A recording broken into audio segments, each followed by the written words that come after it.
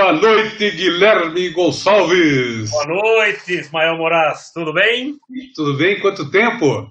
Pois é, fazia tempo que não conversávamos, né? É verdade, é verdade. É verdade, é verdade. Guilherme, eu estava aqui, antes de você entrar, estava dando uma repassada nos assuntos políticos aqui do Brasil, do Paraná, do Brasil, sobre Covid, sobre pesquisa, sobre esporte, já falei um monte aqui. Uhum. E falei aqui do teu currículo, expliquei quem é você. Eu vou repetir aqui, já que você chegou, o Guilherme Gonçalves, ele é advogado, fundador, presidente e ex-presidente do Instituto Paranaense de Direito Eleitoral, IPRADE, membro fundador da Academia Brasileira de Direito Eleitoral e Político, o ABRADEP. ABRADEP, isso.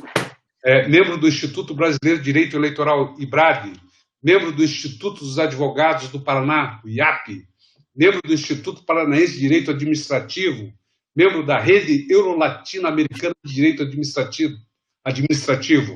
Enfim, um currículo vasto, né? Eu te conheço há bastante tempo. Desde os anos... Torcedor do Coritiba, sofredor. É do Curitiba também? Olha só, a ideia aqui é a gente falar sobre as eleições.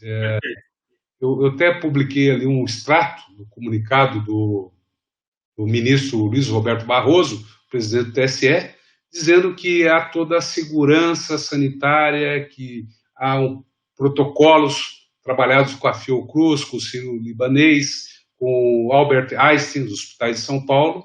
Perfeito. E as eleições vão ocorrer dentro da normalidade, desde que todo mundo utilize a máscara e mantenha um certo distanciamento.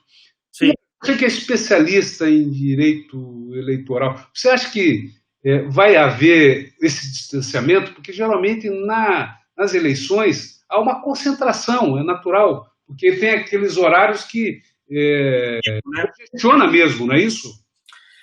Veja, Ismael, em primeiro lugar, boa noite, agradecer o convite, é um prazer aqui falar com você, teu blog já é mais do que... Não sei nem chamar blog, né, porque nossa informática a gente já não sabe exatamente como é que...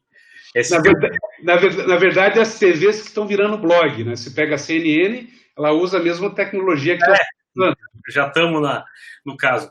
Mas assim, Ismael, eu acho que, em primeiro lugar, até para um motivo introdutório, eu quero te confessar que eu acho que o Brasil, nessa questão de combate à Covid-19, e tentando dar um encaminhamento adequado para a nossa democracia representativa, acho que ele fez um grande acerto, né?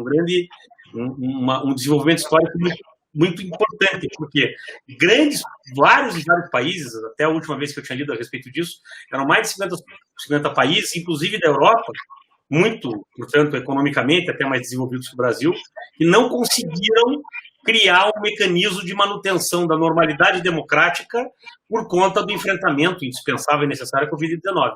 O Brasil conseguiu, né? E eu acho que, eu tenho assim a mais absoluta convicção que a forma como foi debatida e estruturada, a emenda constitucional 107, essa que adiou as eleições para o dia 15 de novembro e fez umas alterações, foi um exemplo, inclusive, da eficácia e da força da nossa democracia e das instituições brasileiras, né?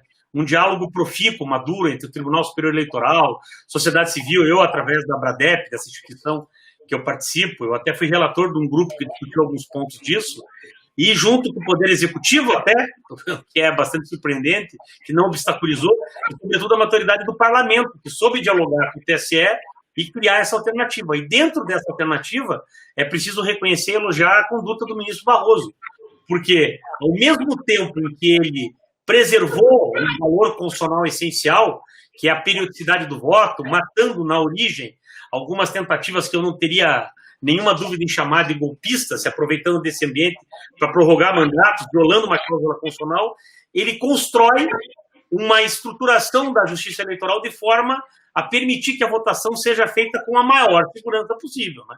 Guilherme, deixa eu perguntar o seguinte, a lei que você citou aqui, que adiou as eleições, ela deixou um cano de escape aberto, dizendo, olha, se acontecer alguma coisa... Incremento, né? Nós podemos, não é isso? Modificar, mas mesmo assim a emenda constitucional 107, quando faz essa abertura, ela diz, até 31 de dezembro. A ideia é que em 2021 se iniciem, já gerindo os municípios, os prefeitos e vereadores efetivamente eleitos. Então, há um mecanismo de compensação, mas com uma limitação que respeita a cláusula constitucional, né? Cláusula muito importante, que é do inciso 2 do parágrafo 4º do artigo 60 da Constituição Federal, que transforma a periodicidade do voto e a participação democrática em cláusula pétrea. Muito bem. E aí nós temos o problema das urnas, né? O que eu quero esclarecer, Ismael, é o seguinte, que a tentativa, eu tenho acompanhado isso, porque, como você sabe, eu tenho uma militância constante e permanente na Justiça Eleitoral, estão sendo tomadas todas as medidas para que se reduzam os riscos. Isso sempre vai ter, né?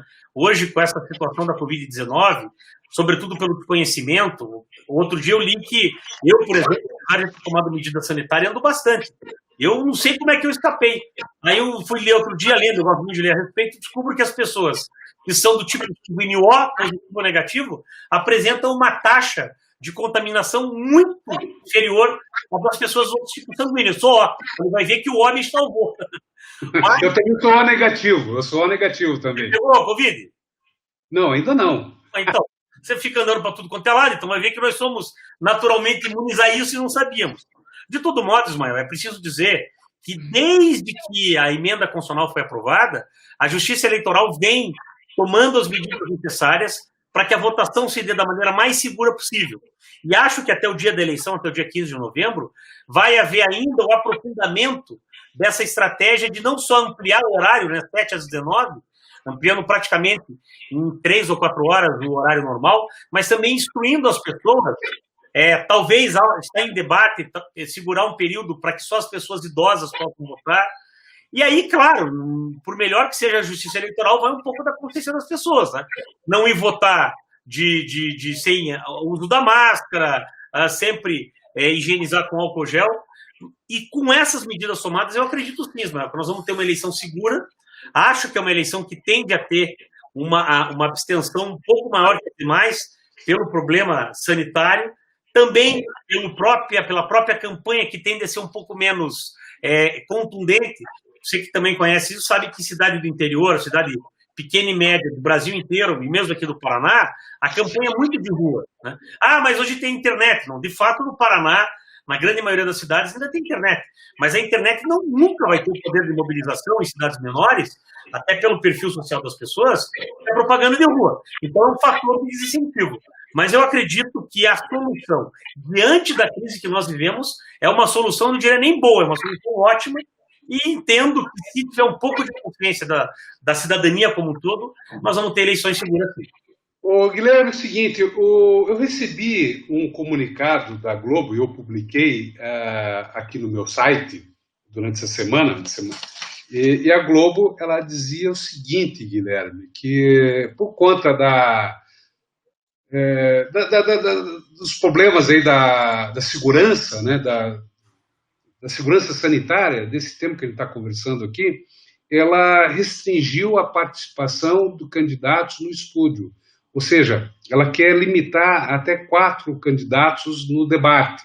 Então, ou seja, onde tem 11 candidatos, como Curitiba, só vão poder 4. Matou o debate. Então, eu quero dizer o seguinte, como eu imagino isso? Porque ela tem um problema, que a Globo a gente conhece. Quando ela tem problema na grade dela, ela tenta resolver os problemas dela em cima da Covid, né? Então ela joga na conta do Covid.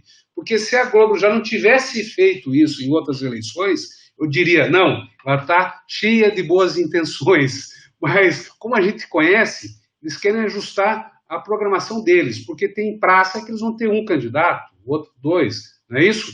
Então, você acha que não fica desigual essa luta, que é uma concessão pública, né, a Globo, uma emissora importante, você acha que isso não prejudica a paridade das candidaturas?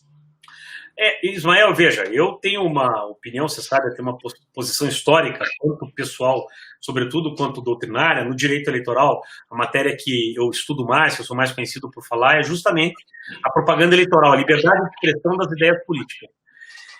Eu tenho convicção que hoje, para responder a tua pergunta, eu preciso dizer 2 coisas. A legislação eleitoral brasileira, ela sofre de um duplo mal no que pertine à regulação da propaganda. Toda a legislação sobre a propaganda de rua impressos, e na rádio e na TV como concessões, tudo aquilo que não é virtual, a nossa legislação está absolutamente obsoleta. Né?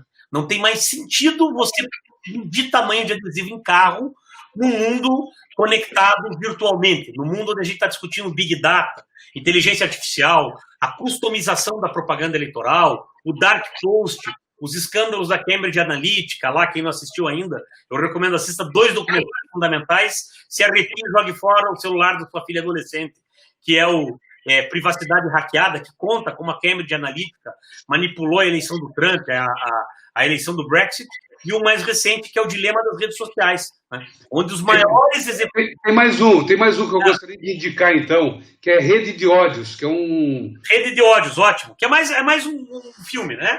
É um exercício ficcional sobre dados reais. Mas o dilema das redes sociais, por exemplo, é impressionante, porque não são pessoas ali, o cara podia criticar, não, alternativos e tal. São os grandes executivos dos grandes plataformas.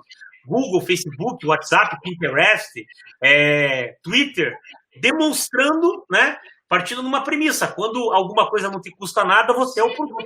Né? Então eu digo, de um lado a gente tem uma legislação obsoleta, que é a legislação da propaganda de rua. Reprime algo que não tem mais nenhum tipo de eficiência. E de outro, uma legislação que eu chamo de ineficiente e ineficaz, que é aquela que tenta controlar o incontrolável no mundo virtual. Pois bem, qual seria um dos meios de quebra dessa hegemonia, desse predomínio da virtualidade nas eleições, que, para quem está acompanhando a evolução disso, né, percebe o quanto que isso fragiliza a liberdade de escolha do cidadão, né, essa capacidade de customização de uma propaganda eleitoral, que vai falar para você não aquilo que o candidato realmente pensa, mas exatamente aquilo que você quer ouvir para votar nesse candidato.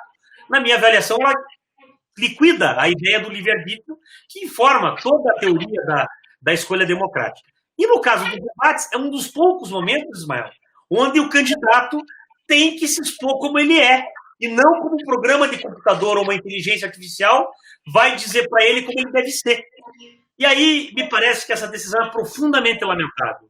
Por quê? Porque não me convencem, não conseguem me convencer, e aí tem um debate da outra rede, da Band, que está aí para demonstrar, que não é possível fazer um debate com mais de 4 candidatos. E aí a Globo tinha uma situação que era melhor ela ter dito, eu não vou passar debate. Por quê? Porque, evidentemente, a Rede Globo conhece a legislação eleitoral e sabe que é muito difícil que nas cidades, nas praças onde eles têm geração de TV, que são as maiores cidades, ou cidades médias, não hajam pelo menos 5 ou 6 candidatos com direito, pela legislação eleitoral, de participar do debate. Quem é a emissora de rádio ou TV é obrigada a convidar para participar do debate? Todo aquele candidato cuja coligação ou cujo partido pelo qual vai concorrer sobe mais de 5 deputados eleitos na última eleição de 2018. Então, aqui em Curitiba, dos 11 candidatos, se eu não me equivoco, 8 têm direito a isso. No momento que você limita a 4, você vai fazer o quê? Vai pedir, não, vamos mais bem cotados na pesquisa. Isso viola a própria igualdade de tratamento. Então, eu acho que essa é uma decisão equivocada, eu acho que essa é uma decisão que vai custar, né? Hoje a gente vive no país uma balbúrdia institucional, né? Uma coisa de uma teoria conspiratória de cada lado, mas não tenho dúvida, um dos poucos momentos que a população teria a condição efetiva de conhecer o candidato sem a mágica do mundo virtual ou da propaganda, o que é absolutamente correto. Eu não estou aqui, meu Deus, fazer aquela... Mas isso não viola, Guilherme, a não realização do debate, essa premissa de possibilitar a escolha para o eleitor, porque uma vez que você não realiza debate, você simplesmente tem a eleição, você não tem para quem votar, você não conhece os candidatos, as eleições, as campanhas são cada vez mais curtas, né? Você não tem campanha de rua, você não tem... Hoje, praticamente hoje no Brasil, a gente até brinca, os eleitoralistas, que daqui a pouco para o candidato pedir voto ele vai ter que pedir licença. E aí, para completar, uma das coisas que nós mais lutamos, aí eu falo enquanto essa Academia Brasileira de Direito Eleitoral e Política que eu participo, aqui no Paraná todos os advogados mais conceituados participam, o Luiz Fernando Pereira, a Carolina Cleve, o Gustavo Guedes, Carla Carpenter, quer dizer, o pessoal, o Leandro Rosa, e nós fizemos um esforço, Ismael, um diálogo constante, até eu falo isso com tranquilidade, porque eu era o coordenador da comissão que fez isso, o senador Everton Rocha, para tentar justamente inserir na 107 um dispositivo de garantia da máxima possibilidade de realização da mais amplo debate através da propaganda eleitoral. E recentemente, até com muita infelicidade, até vamos fazer um diálogo, eu recebi informação, recebi o documento, que a Procuradoria Eleitoral praticamente recomendou aos ministérios, aos promotores eleitorais do Paraná inteiro que proibisse a propaganda de rua. Ah, não, mas a propaganda tem que ser preferencialmente virtual.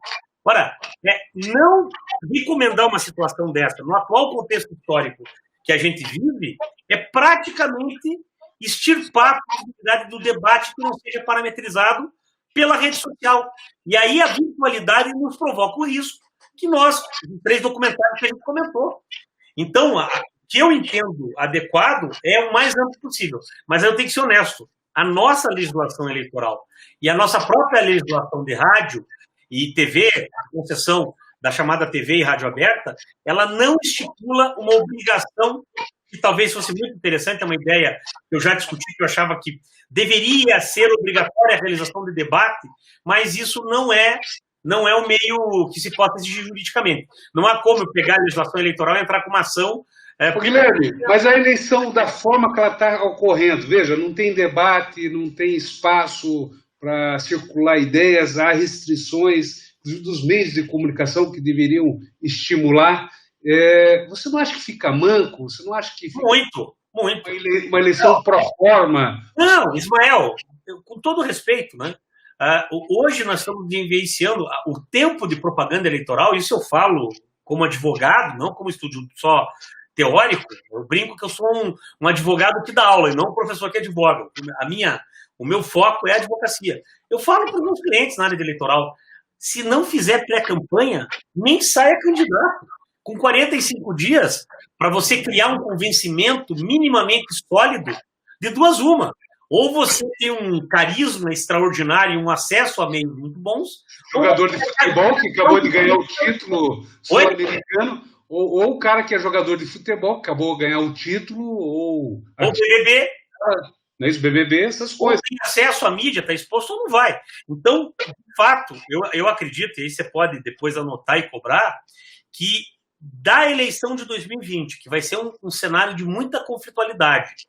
Por quê? Porque a Covid, nós tentamos, nessa emenda constitucional, deixar a regra do jogo mais clara, mas eu estou assistindo no Brasil inteiro, eu digo isso às vezes, eu sou um fã da justiça eleitoral, não há ramo do judiciário mais eficiente, é um exemplo institucional para o mundo. Mas essa perversidade, que eu falo, tem uma espécie de perversão, no sentido até psicanalítico, de proibir. Parece que a gente tem um entendimento que a política é um negócio sujo. Quando eu tenho um negócio sujo, a gente tem que proibir. E aí o que eu tenho visto de decisões absurdas, de juiz proibindo, reprimindo, Ministério Público reprimindo, e não se percebe nesse amplo debate.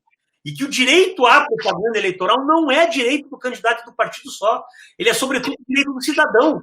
Porque a propaganda eleitoral existe para que os candidatos apresentem-se, mas, sobretudo, para que o eleitor possa formar sua convicção a partir do mais amplo acesso a todas as posições políticas que têm legalidade na nossa estrutura constitucional.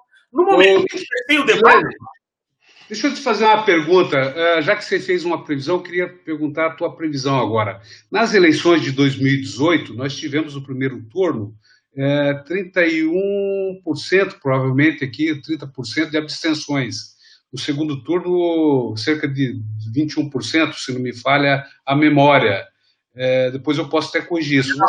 Nacional foi isso mesmo. Você acha que a tendência é aumentar muito o número de abstenções de pessoas que não irão votar por conta da Covid-19? Eu acredito que sim. Infelizmente, talvez o parâmetro analítico, Ismael, não seja 2018.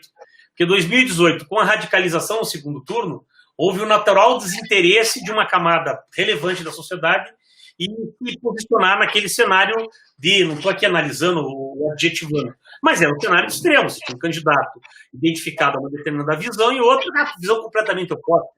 E aquela situação. Mas se nós compararmos as eleições municipais, que são eleições de maior mobilização pela relação direta entre os candidatos com o eleitor, vamos notar que se nós compararmos 2020 com 16 e 12, com certeza a abstenção vai subir. Não acho que chegaremos a 30%, 32% no geral. Entendo, inclusive, que a abstenção vai ser maior nas grandes cidades. Porque nas cidades menores, né, há uma mobilização maior, as menores e médias. Mas, infelizmente, nós vamos ter menos eleitores votando em 2020 do que em 2016. Apesar, Ismael, que talvez tenha um fator que nos torne profetas sem muita precisão, que é a ampliação do número de candidatos, né?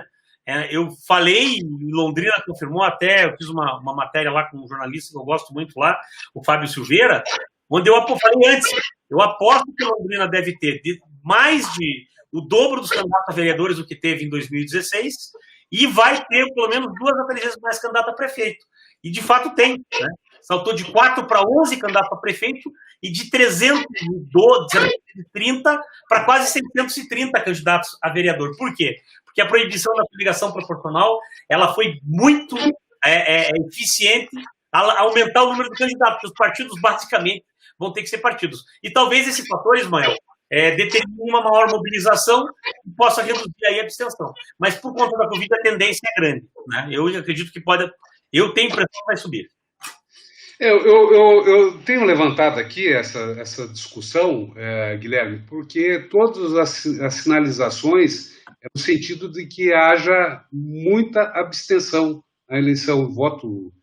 Pessoas que não vão votar, vão deixar de votar por medo de Covid, né? Uhum. Não é isso?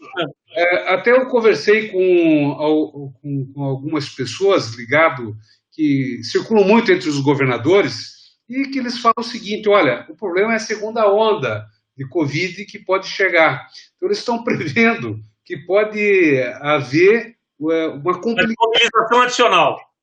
Pode ter uma complicação agora nos próximos dias, que pode, na Europa agora, nós já estamos vendo isso lá na Espanha, lá no Reino Unido, não é isso? O pessoal está bloqueando vários serviços. Isso não pode também bloquear as eleições? Não tenho dúvida. Se nós assistirmos eu acho que nós vamos ter uma segunda onda, porque a primeira onda já deu conta de detonar tudo. Assim, Ismael, eu estou chutando aqui, não sou infectologista, epidemiologista, né, mas a grande verdade é que se você vê os números aí, há um certo consenso de que a Covid, a coisa mais trágica da Covid, é que ela é uma espécie de loteria macabra. Porque, de fato, 80%, 85% da população vai conviver com o vírus e talvez não tenha nenhum sintoma.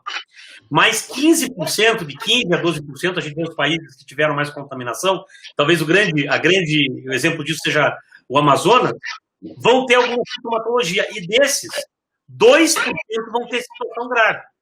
Mas então 2%, gente, estou falando de 200 milhões de pessoas. Se 1% dos contaminados da população brasileira tiverem um problema sério e vierem morrer, nós vamos perder 1 milhão de pessoas. Nós já estamos com 140 mil. É uma tragédia, né? Mas o descaso, o descuido e a balbúrdia institucional provocada, ela tem esse lado perverso, mas, por outro lado, a onda já tocou.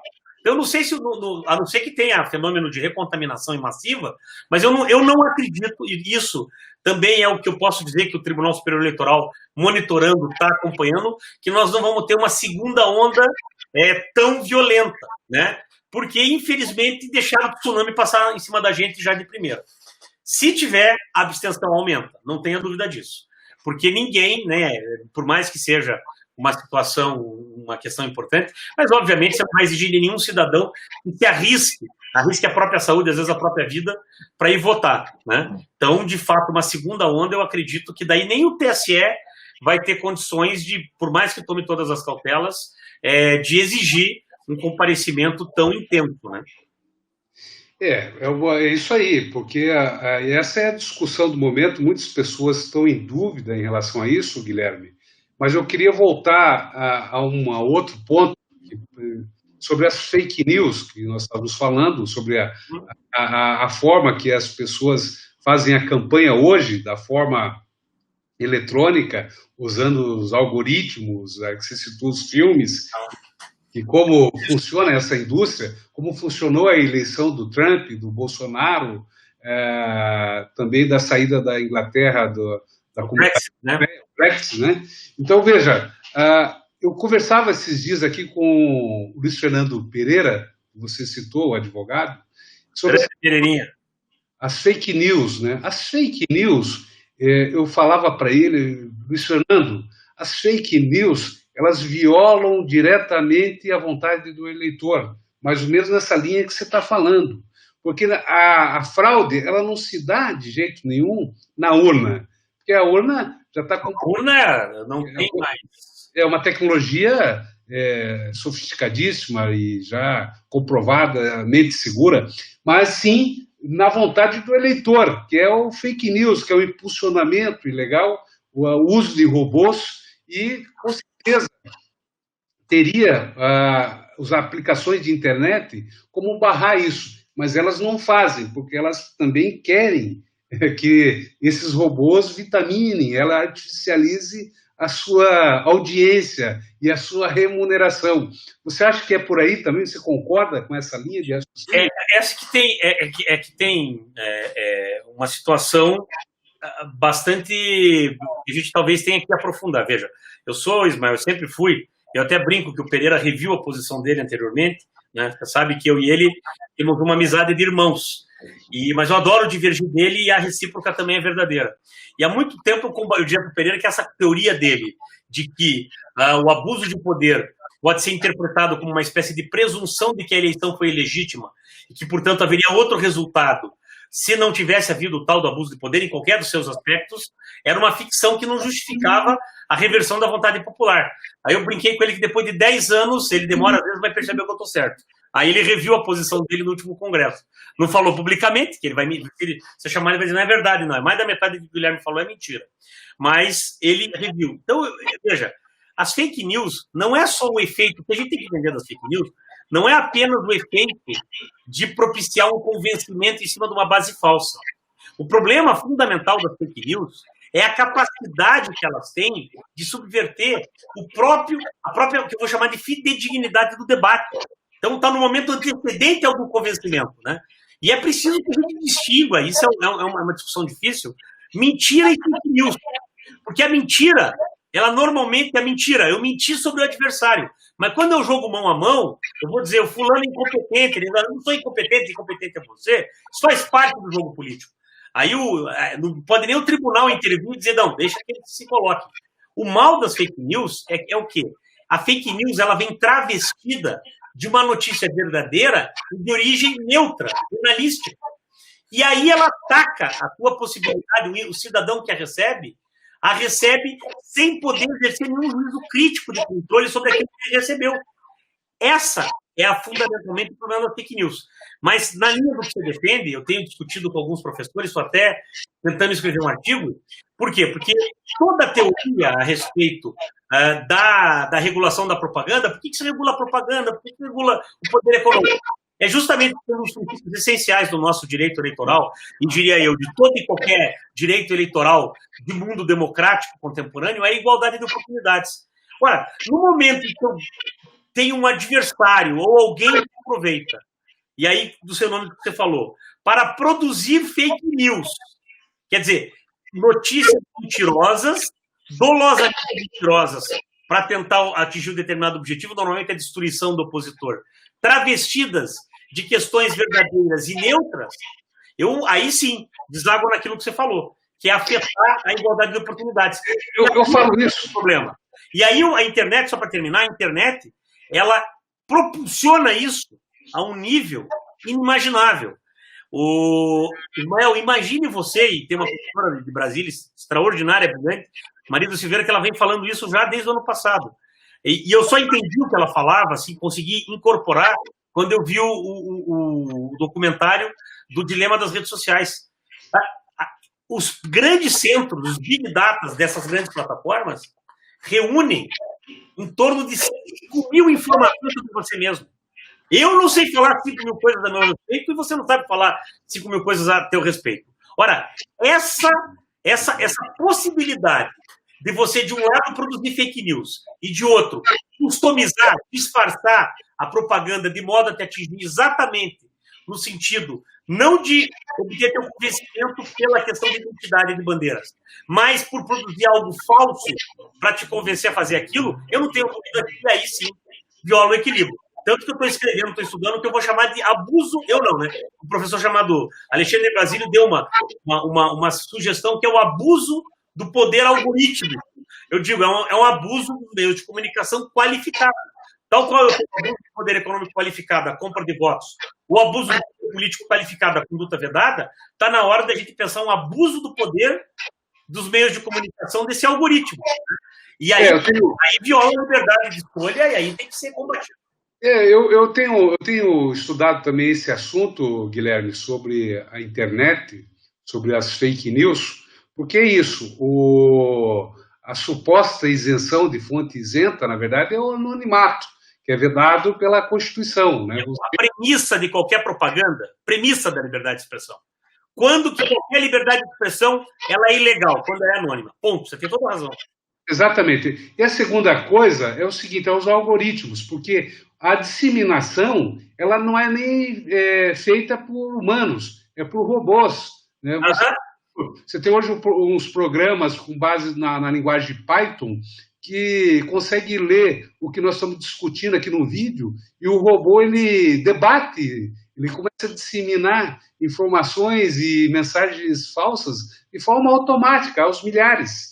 Então é isso que ocorre, isso acaba daí influenciando a vontade do eleitor, modificando a vontade do eleitor.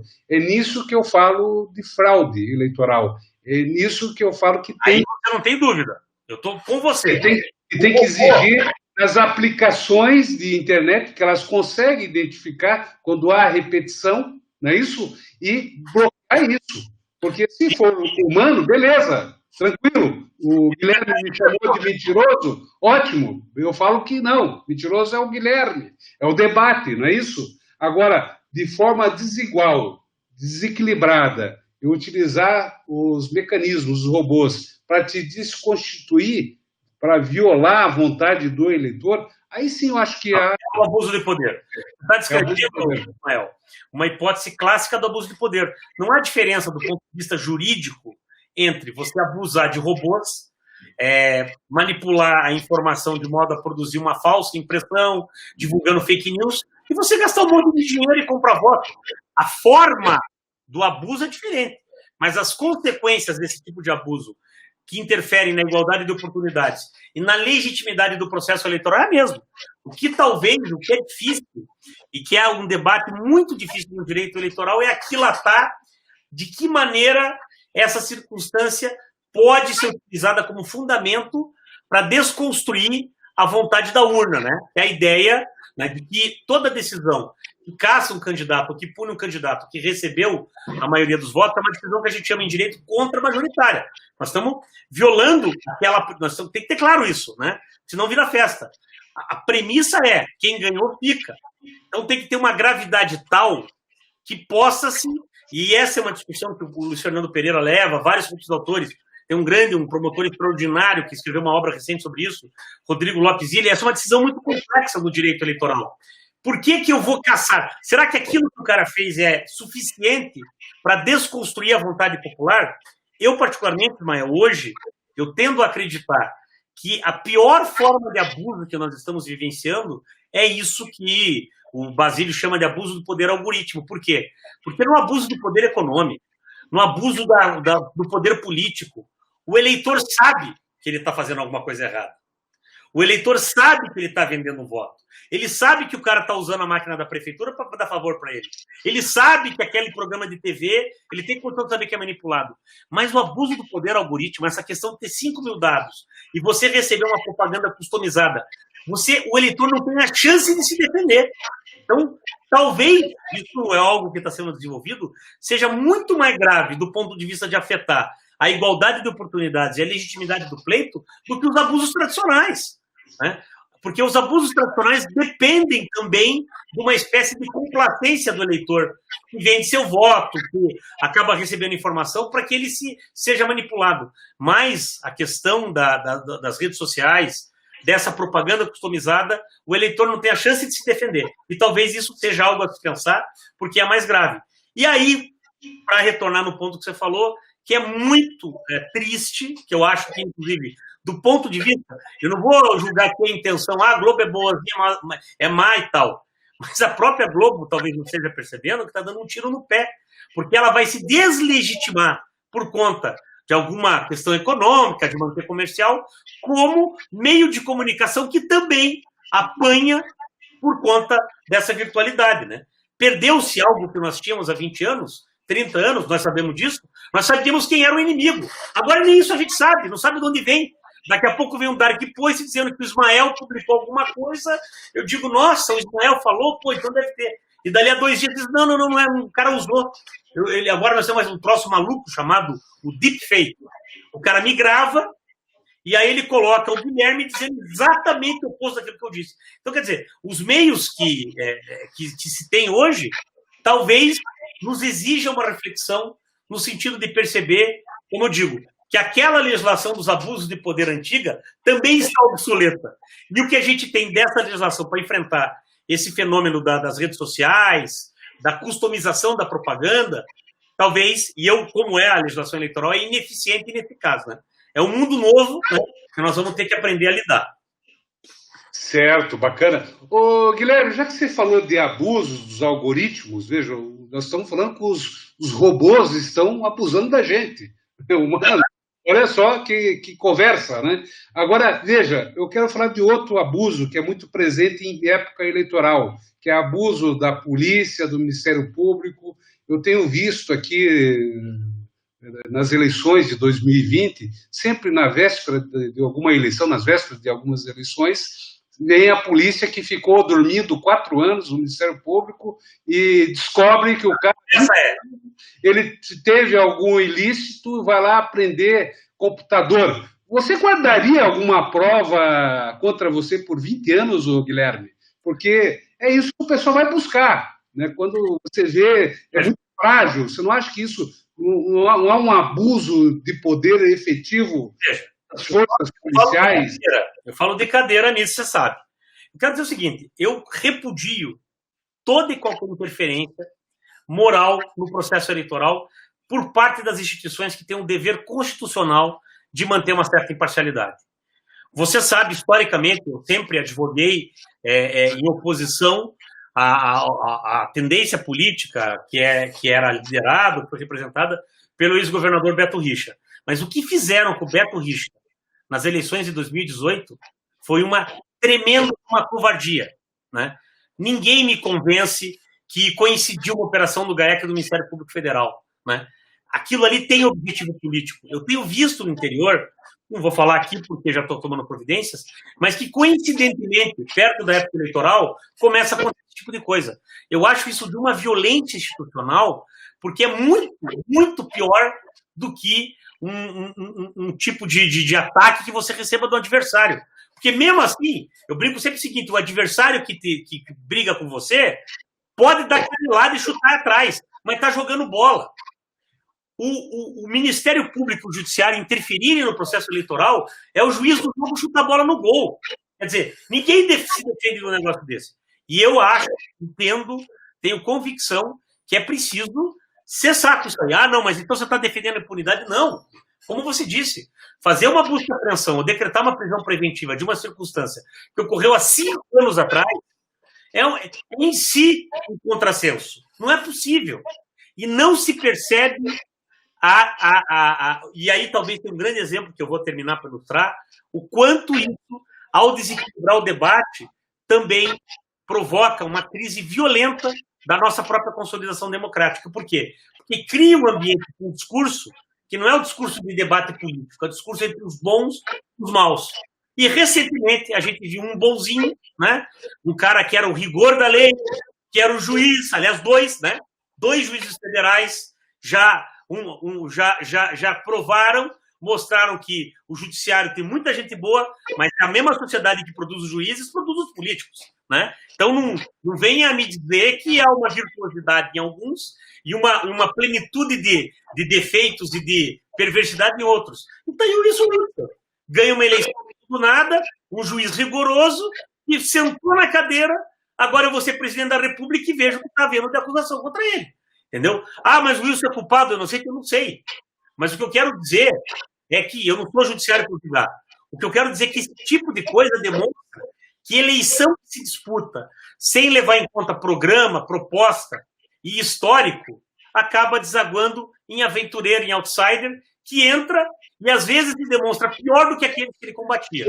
Guilherme, eu digo uma coisa há muito tempo atrás, eu digo assim, por trás de todo moralista histérico reside um perverso enrustido. Não tenha dúvida. Né? Guilherme, antes de você... Fala de João, fala mais de Chico do que de João.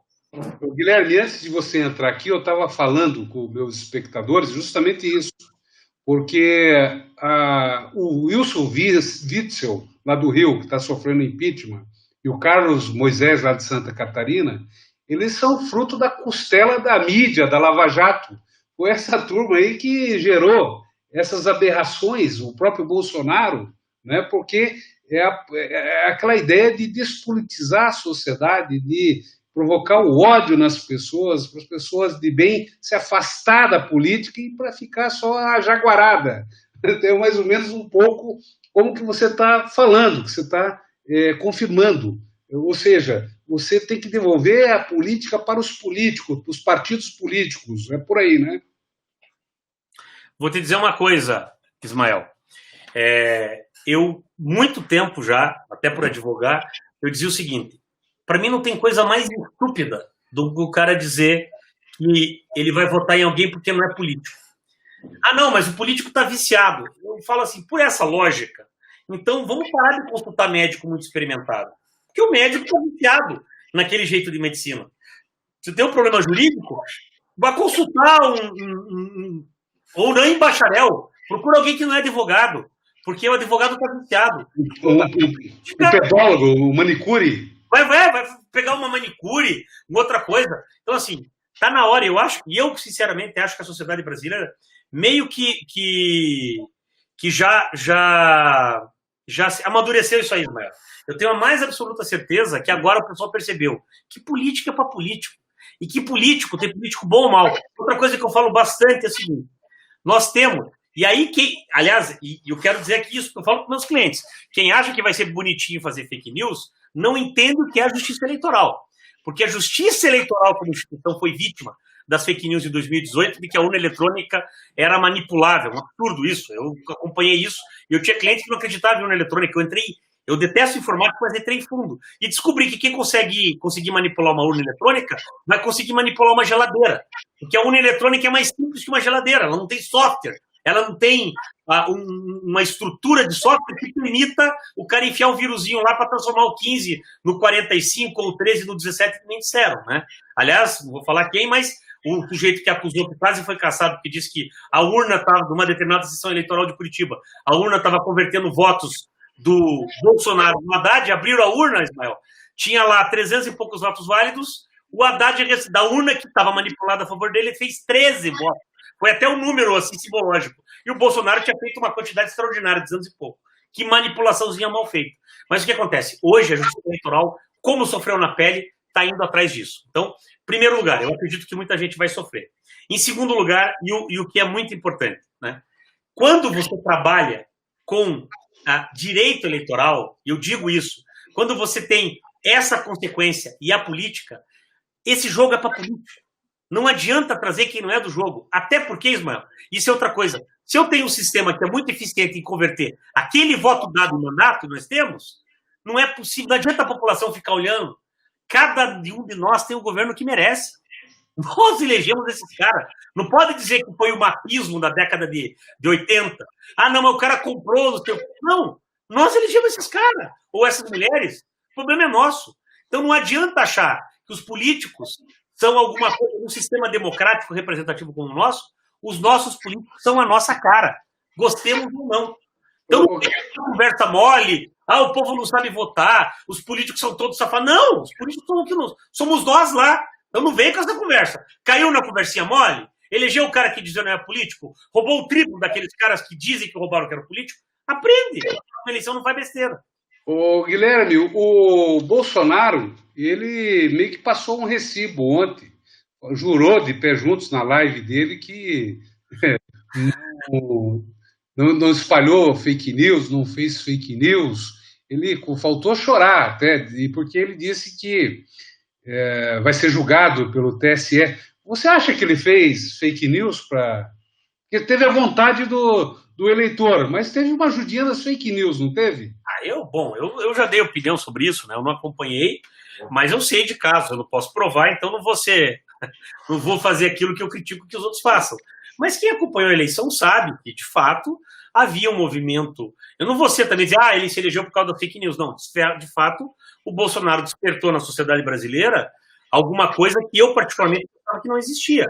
As pessoas, pelo menos, saíram daquele casulo de suposta neutralidade e, de fato, houve um movimento social, gostemos ou não, de muita gente que aderiu a um ideário que eu repudio, pessoalmente, né? Eu repudio, tanto sob o ponto de vista ideológico, eu não acredito num discurso ultraliberal, e fora o terraplanismo, essas bobeiras todas. Mas, de fato, e eu vivenciei essas eleições, nunca se viu nada tão eficiente. E por que isso aconteceu?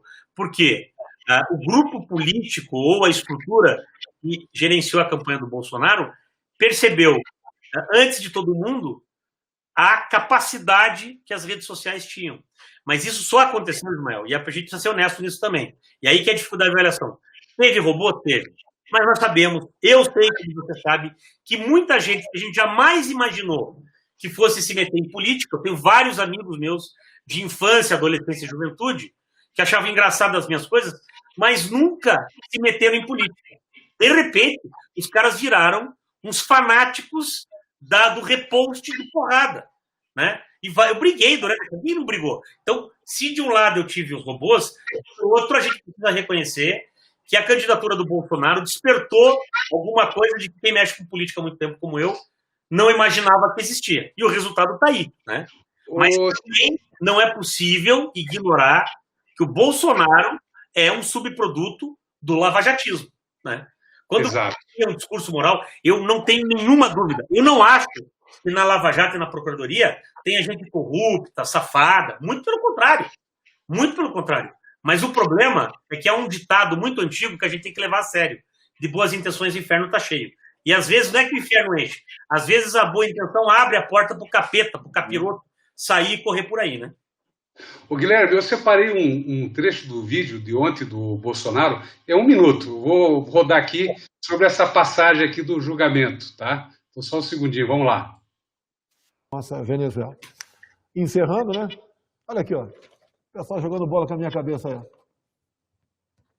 Tá certo? Circulou muito. Isso aqui é liberdade de expressão. Agora, se fosse o contrário, seria fake news, passivo de caçar o mandato, de prisão, etc. Não tem ninguém mais do que eu que sofre fake news pelo Brasil e sofreu por ocasião das eleições. Eu era acusado o tempo todo de racista, homofóbico, fascista, misógino, não gosta do nordestino. E tem processo no TSE para caçar a minha chapa, né? Como se eu tivesse sido eleito por fake news. Eu pergunto a qualquer um de vocês, você recebeu algo no seu telefone, né, que você não sabia a origem, né, fruto de impulsionamento, que fez você mudar o voto? Não recebeu nada. Até hoje não tem informações de ninguém que recebeu impulsionamento. Alguém recebeu aqui impulsionamento no seu celular falando sobre eleições que poderia mudar o seu voto, né, em vez de votar no PT, votar no PSL? Não teve. E, lamentavelmente, tem processo no TSE. O TSE está para julgar esse processo, tenho certeza absoluta que será arquivado esse processo, né? Até por uma questão de justiça. Não teremos uma votação política, tenho certeza disso, junto ao TSE, e todo mundo está atento ao que acontece. Eleições municipais. Você está em São Paulo, né? Não precisa falar quem você deve ter um candidato já, precisa falar o nome, não vou falar o nome dos meus candidatos também. Mas eu tenho um candidato de São Paulo, mas não vou falar o nome dele. O mais engraçado é a cara, com todo respeito, eu obviamente não apoio o Bolsonaro e acho que ele é um subproduto de um ódio, de uma visão de sociedade que eu, sinceramente, eu me surpreendo. Pessoas que eu convivo há muito tempo que, de repente, do nada, é como se aquilo fosse algo reprimido e, do nada, o monstro saiu, um Hulk, discriminatório ideológico. Mas, de outro lado, nem ele acredita no que ele está falando. A cara do Ricardo Salles, você recebeu... Não, é de matar. Mas a gente sabe o que foi feito e tiveram grupos, isso está diagnosticado, né? O patrocínio. O interessante que eu acho, que talvez tenha surpreendido no Bolsonaro, é o potencial de catalisação de um sentimento adormecido. E eu concordo, mas tem muita gente que vai me criticar, mas quando diz assim, o Bolsonaro é um Lula de direita. Eu não aceito assim, é um Lula de direita, porque eu acho que tem gente muito boa e tem teorias, gente de direita muito, muito, que eu respeito muito, e eu digo, porra, assistiu que arrumou um cara melhor, né? E, de fato, né, me parece que a gente descobriu alguma coisa que a gente não tinha percebido que existia, né? Talvez pela popularidade enorme com que o Lula terminou o segundo mandato, independente dos erros, e o PT cometeu muitos erros mesmo, não há dúvida nisso, mas não se sabia que a gente tinha esse nível de coisa. O interessante é que não é um fenômeno brasileiro. Eu digo sempre, já virou talvez até um clichê, mas quem lê aquele livro, né, Como Morrem as Democracias, o Steven Levitsky, e Mark, eu sempre esqueço o nome do segundo, choca-se, porque parece que ele está descrevendo o que a gente está assistindo no Brasil. Mas você veja, Ismael, e talvez aqui é uma coisa que já estamos falando já há 1 hora, ninguém vai colocar um colega aqui que não fala da facada. Não, a facada eu acho que existiu. Quer dizer, o cara não ia fingir isso. Mas a facada, né, obra de um louco, também a gente não pode nós criarmos a conspiração. O cara provocou, e tomou uma facada, né? Não vamos esquecer que um candidato ser agredido no Brasil não é novidade, né? Nós tivemos aqui, eu estava no dia lá que caiu uma bola d'água no jipe da Dilma, jogaram aquela bolinha terrível de papel na cabeça do Serra, mas foi uma circunstância muito, muito radical, né? Mas, de fato, como diz o destino, foi convenientemente propiciadora de que o cara assumisse o debate. E aí a gente volta, Ismael. Como o debate é importante. Eu entendo, assim, defendendo, pensando, livre pensar é só pensar, né? Mas para frente, eu entendo que a gente deveria pensar uma regulação sem interferir na liberdade de imprensa, sem interferir, nunca falar em censura, mas talvez, há muito tempo, eu já disse que eu não concordava com isso, mas eu vou dizer uma coisa. Hoje, eu concordaria, eu defenderia uma proposta que é a de que os horários eleitorais gratuitos, os horários eleitorais gratuitos, fossem substituídos por debates bem organizados. Né? Me parece que não há mais sentido diante do mundo virtual. Pelas universidades, inclusive, não é isso? Não, debate transmitido, que pode ser organizado. Não há saída se nós não reconstruirmos uma esfera de diálogo. Guilherme. E é difícil fazer isso em rede social sem um debate mais aberto, mais... Guilherme, para a gente já ir fechando, Guilherme, pegando aqui uma carona aqui no tua fala, essa questão da falta do debate e isso tudo, não é isso que gera essa violência? A facada, o papelzinho, o balão d'água, o vereador lá que foi morto a tiros ontem em Minas, você viu aquele absurdo, né? Ele fazendo lá a filmagem, e na sequência ele foi morto, né, a tiros. Você acha que não é justamente essa falta de debate, falta de meios de mediação é que gera todos esses conflitos, esse ódio? Não tenho dúvida. Quer dizer, quando tem uma outra teórica, e eu vou dar uma de intelectual metido, tem uma trabalho com direito eleitoral, tem que estudar a teoria da democracia. E de todas as categorias e tal, tem uma teórica francesa chamada Chantal Mouffe, já esteve aqui no Brasil várias vezes, inclusive fez palestra na Unibrasil, na Federal, que ela divide dentro da teoria dela, mas assim, basicamente ela diz o seguinte: um regime democrático, ele não pode ser antagonista, ele pode ser adversarial. Eu posso ter adversário, mas eu não posso ter o antagonista, porque a lógica do antagonismo é a lógica da eliminação do outro. E não há democracia sem respeito ao outro. Né? Democracia é o governo da maioria, vírgula, respeitando a minoria. Né? O Supremo Tribunal Federal ele é o poder contra-majoritário, porque ele vai dizer, olha, nós temos um mínimo aqui chamado Constituição, e o Executivo pode, o Legislativo pode, até afetar isso aqui. Então eu sou uma contra-majoritária. E o que acontece? Nós perdemos a capacidade de diálogo, e não somos nós só. Os Estados Unidos se assiste a um negócio absurdo. E aí as redes sociais claramente têm interferido nisso. Porque o que acontece? A gente vira só pastor perdendo para convertido. Perdeu-se a capacidade de estabelecer consensos mínimos. E eu concordo, né? Só com o livre debate. E para concluir, assim, já estamos aqui há 1 hora, eu vou dar uma demonstração clara, remetendo ao início da nossa conversa, de como isso é possível. Basta verificar como foi construída a emenda constitucional 107, justamente essa que adiou as eleições. Eu digo que foi um processo de demonstração de extrema maturidade institucional. O TSE, ciente da sua obrigação, vai lá, abre um diálogo amplo, não só com o Legislativo, mas abre um diálogo também com a sociedade civil, todos foram ouvidos, num tempo exíguo, diante de algo que é uma crise séria, e consegue construir uma proposta de consenso que, num congresso como esse, de 513, foi aprovado por 460 votos, né? Dialogando, inclusive, as forças políticas radicalizadas à esquerda e à direita, entendendo que há algumas coisas que são maiores do que os interesses, preconceitos e conceitos particulares de cada um. E não há saída na democracia, e aí eu volto a Chantal Mouffe, se não houver o mínimo de diálogo. Então, nós precisamos, de fato, explicitar nossas diferenças, para saber dessas diferenças, essas disputas de projeto, qual é o mínimo que nos mantém unidos. Senão, daí nós não temos democracia, nós temos guerra, né?